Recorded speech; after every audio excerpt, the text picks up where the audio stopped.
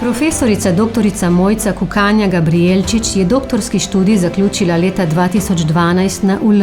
Od 2009 je zaposlena na UPPEF, kjer je danes redna profesorica na oddelku za edukacijske vede. Pri pedagoškem delu nenehno uvaja nove metode poučevanja in študente motivira za raziskovalno delo, ki ga osredotoča na področje spodbudnega okolja za nadarjene otroke in učence.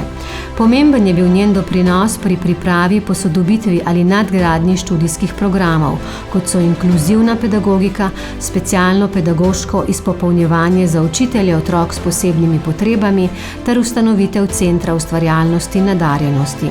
Tako predavateljsko delo kot mentorstvo pri številnih nalogah ter vsakoletne visoke ocene študentov in nagrade UPPEF so pokazatelj pedagoške odličnosti.